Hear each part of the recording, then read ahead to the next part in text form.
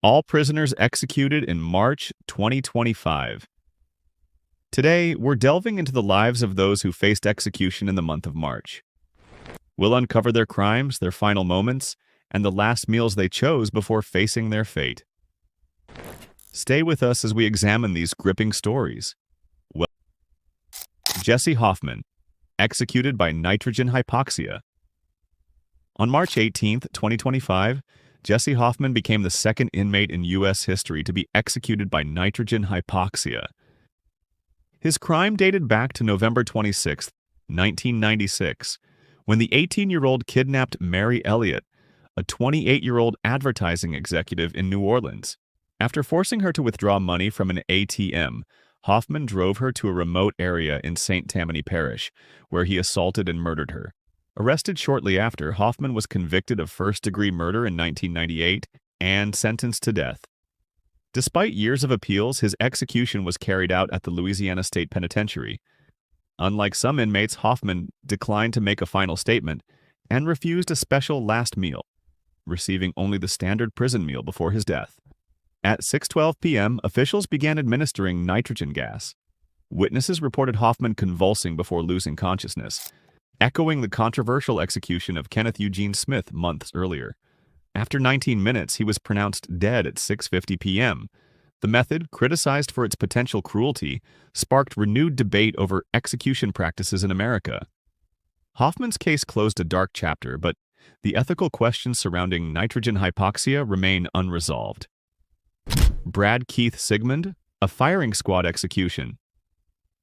Brad Keith Sigmund's execution on March 7, 2025, marked the first use of the firing squad in South Carolina in over 15 years. A grim end to a story of obsession, violence, and justice delayed for more than 2 decades.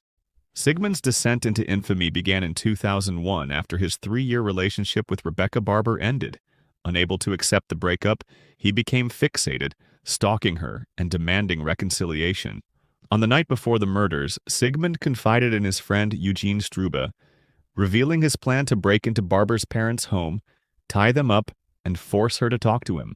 Struba refused, but Sigmund carried out his twisted scheme alone. The next morning, he forced his way into the home of David and Gladys Lark, Barber's parents, and bludgeoned them to death with a baseball bat. He then stole David's gun and waited for Barber to return. When she arrived, Sigmund held her at gunpoint, forced her into his car, and attempted to drive her to North Carolina. Barber, in a desperate act of survival, leaped from the moving vehicle. Sigmund fired at her as she fled, wounding her, but she survived and was hospitalized. After an 11-day manhunt, Sigmund was captured in Gatlinburg, Tennessee, and extradited to South Carolina to face trial. The evidence against him was overwhelming, including the murder weapon, and on July 18, 2002, a jury sentenced him to death. As the verdict was read, his mother wept while Barber watched silently. Sigmund locked eyes with her one last time before being led away.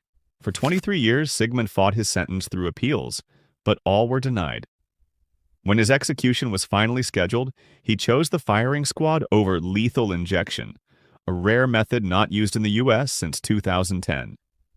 His attorneys argued that he made this decision due to concerns raised after recent executions involving a massive dose of pentobarbital. South Carolina had prepared for this moment, constructing a specialized firing squad chamber in 2022. The room featured bulletproof glass for witnesses, a chair with a blood drainage system, and a wall obscuring the shooters.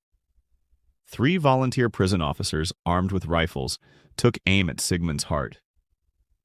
One day before his execution, Sigmund requested 3 buckets of Kentucky Fried Chicken to share with fellow DeathRow inmates, a gesture of camaraderie in his final hours.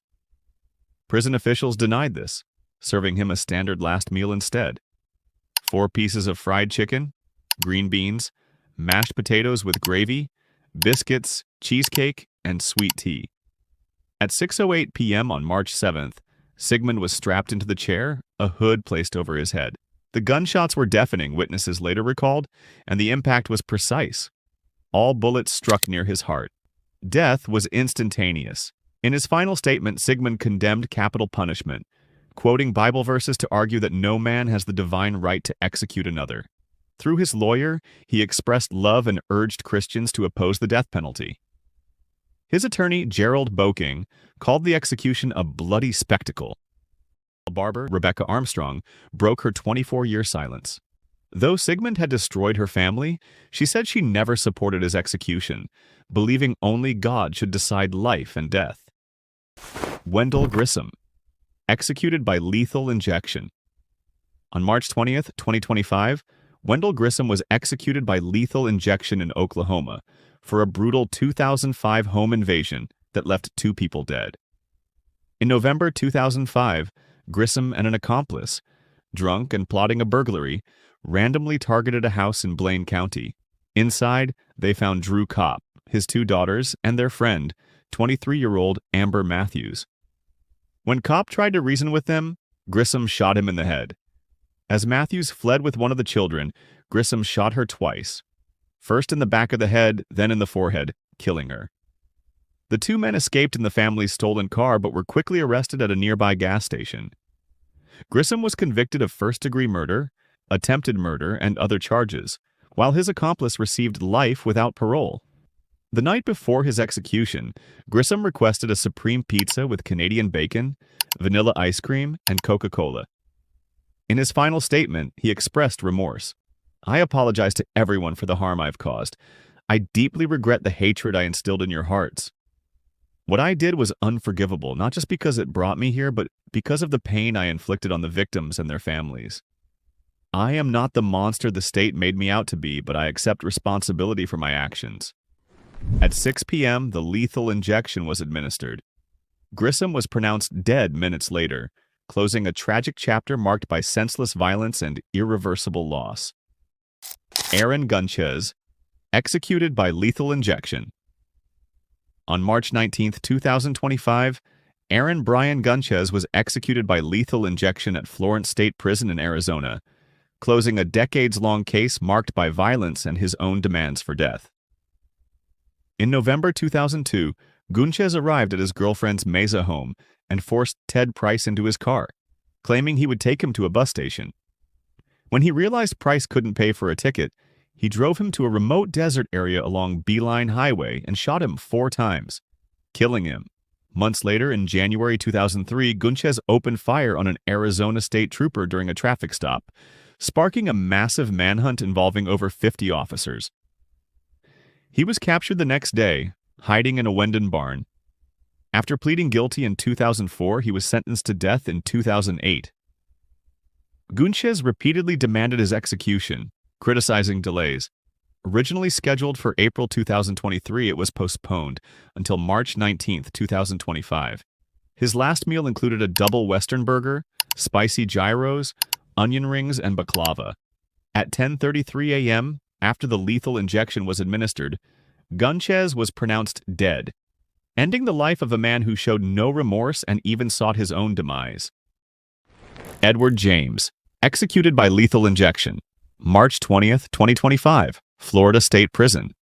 On September 20th, 1993, Edward James returned home after a party and found the grandchildren of Elizabeth Ann, Betty Dick, sleeping in the living room.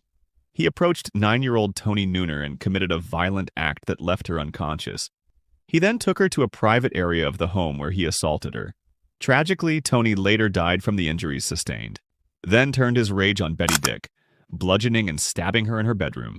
When Dick's granddaughter Wendy entered, James restrained her before fleeing with stolen items. After a nationwide manhunt featured on America's Most Wanted, James was arrested on October 6, 1993, at a California unemployment office. He pleaded guilty in 1995 to 2 counts of first-degree murder, child abuse, and kidnapping, receiving a death sentence that was carried out 30 years later.